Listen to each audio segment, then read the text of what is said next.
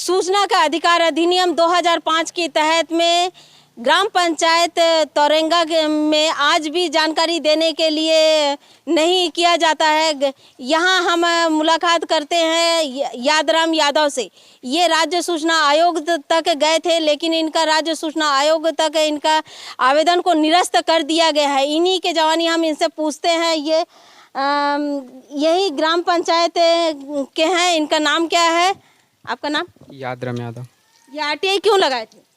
14 वित्तीय के लिए जानकारी के लिए। 14 वित्त की जानकारी के लिए। तो आपको किस कारण से वैसे लगाए थे? किस कारण से लगाए थे? हाँ, भ्रष्टाचार हुआ इसीलिए।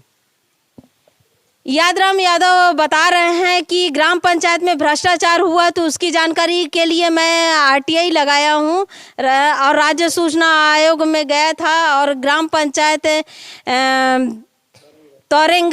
तोरेंगा में सचिव द्वारा यहाँ पे आरटीआई की जानकारी नहीं दिया गया है। यहाँ तक कि एक ग्रामीण स्तर पर आप देख सकते हैं कि वो अपने रोजी रोटी के लिए ये एग रोल सेंटर और अंडा वगैरह बना रहे हैं, पेट पाल रहे हैं। लेकिन जहाँ पर भ्रष्टाचार हुआ है ग्रामीण स्तर पर है, ग्रामीण व्यक्ति हैं, तो लगाए थे। तो क्या बोले सचिव, क्या बोले और कहाँ तक गए थे, इसके बारे में पूरी जानकारी दो ना। मुख्य सूचना आयोग तक गया था। वहाँ गया तो वहाँ बोले सूचना दे दिया जाएगा, बट वहाँ सूचना नहीं दिया गया। नहीं दिया गया। पहले कहाँ लगाए? पहले यहाँ जन सूचना अधिकारी के पास, सचिव के पास। उसके बाद जनपद में लगाए प्रथम अपील, उसके बाद द्वितीय अपील मुख्य सूचना आयुक्त में लगाए। ये इनका आवेदन है ना। यादराम जी का आवेदन भी है। देखिए, ये राज्य सूचना आयोग तक गए हुए थे, लेकिन इनको राज्य सूचना आयोग तक भी घुमा दिया गया। राज्य सूचना आयोग केवल खिलवाड़ हो गया है। जन सूचना अधिकारी, चाहे प्रथम अपील अधिकारी हो या द्वितीय अपील अधिकारी हो, ये तीनों मिलकर भ्रष्टाचारों को उजागर करने वाले के लिए जानकारी देने तो गलत बात है, जानकारी तो दिया ही नहीं जाता है। लेकिन राज्य सूचना आयोग बिकी हुई है। ये अपने ग्रामीण स्तर पर है, जो जबकि 1 वर्ष का मांगा गया था यहाँ पर 2019 से लेते हुए 2020 1 वर्ष की जानकारी जो 14 वित्त के तहत में मांगा गया था, उसके पश्चात भी ये नहीं दिया गया है। ये गरीबी रेखा के अंतर्गत आते हैं, इसलिए कम से कम 50% तक तो उनको सूचना का अधिकार के तहत में निःशुल्क देना चाहिए था। लेकिन एक ग्रामीण को भी आज सूचना का अधिकार खेल बना के रख दिया गया है। सूचना का अधिकार के तहत में भ्रष्टाचारी व्यक्ति को कोई कार्रवाई नहीं किया जाता है।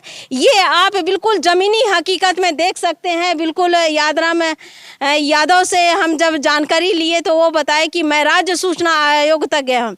तो आरटीआई, राज्य सूचना आयोग, सूचना का अधिकार अधिनियम 2005 के तहत आरटीआई आज इतना महंगा हो गया है और भ्रष्टाचार को अंकुश लगाने की बजाय भ्रष्टाचार को शरण दिया जाता है। ये ग्राम पंचायत तोरेंगा में सचिव है जो रेवाराम है, बताया जा रहा है रेवाराम है। वो जानकारी नहीं दिया जाता है। पूरी तरीके जो शासन की योजना के तहत में जो पैसा आता है, वो शासन की योजना के तहत में यहाँ पे ग्रामीण बता रहे हैं कि यहाँ पे किसी प्रकार का काम नहीं होता है। जो काम नहीं हुआ है, ये जानकारी होने के बाद यादराम यादव सूचना का अधिकार 1 वर्ष की जानकारी मांगे। लेकिन 1 वर्ष की जानकारी, जबकि ग्रामीण स्तर पर यहीं के यहीं रहने वाले व्यक्ति हैं, उसके बावजूद भी उनको जानकारी नहीं दिया गया है। राज्य सूचना आयोग तक गए, 2 जनपद पंचायत सीओ द्वारा भी घुमा कर रख दिया गया है, वो भी जानकारी नहीं दिया गया है। जनपद पंचायत सीओ के किसी को भी जानकारी देने के लिए पंचायत के सचिव और जनपद पंचायत सीओ और द्वितीय अपील आयोग, ये तीनों मिलकर राज्य सूचना आयोग, ये तीनों मिलकर सूचना का अधिकार अधिनियम 2005 को खिलवाड़ बना के रख दिए, धज्जियां उड़ाई जा रही हैं, कानून की धज्जियां उड़ाई जा रही हैं। कानून बनाया जरूर गया है कि आम गरीब व्यक्ति को 10 रुपए का कागज में उनको तुरंत जानकारी दिया जाए। अगर वो गरीब है तो वो गरीबी रेखा का अपना राशन कार्ड लगाकर निःशुल्क 50 पीस ले सकते हैं, लेकिन राज्य सूचना आयोग तक ये बेचारा घूमने के बावजूद भी आज तक इसको जानकारी नहीं मिला है।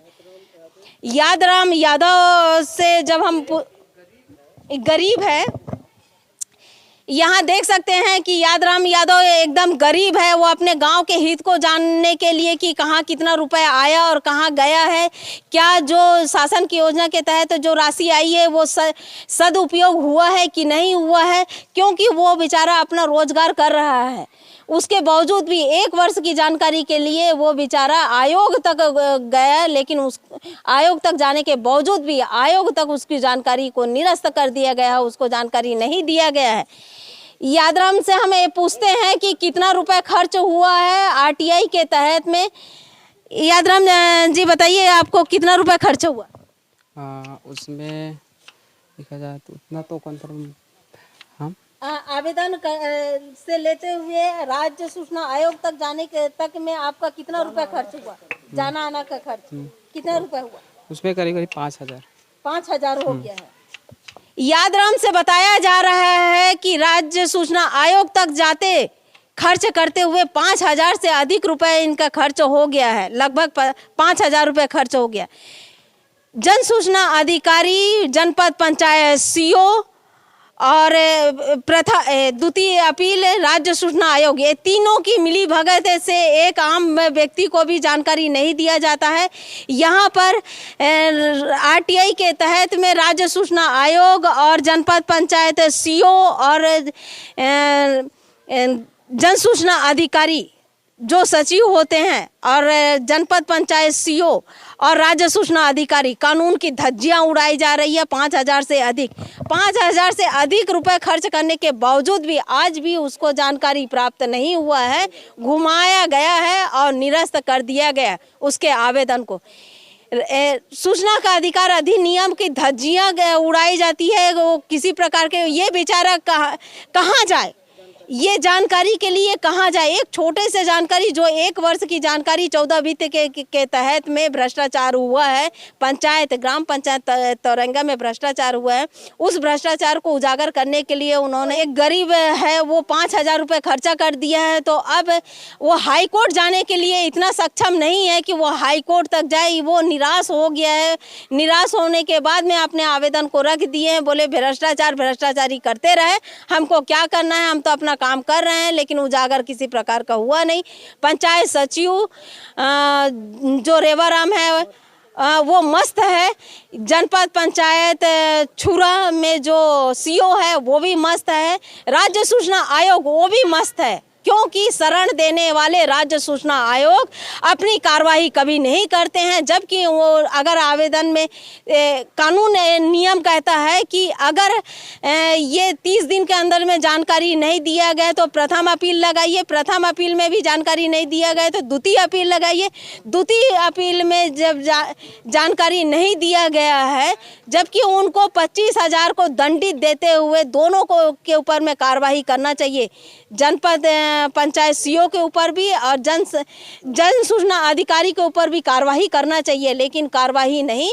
उनसे मिली भगत कर के जो रावत सर थे, यहाँ पर अभी रिटायर हो गए हैं, वो पूरी तरीके से मिली भगत में वो आवेदन को निरस्त कर दिया गया है, जानकारी नहीं दिया गया है।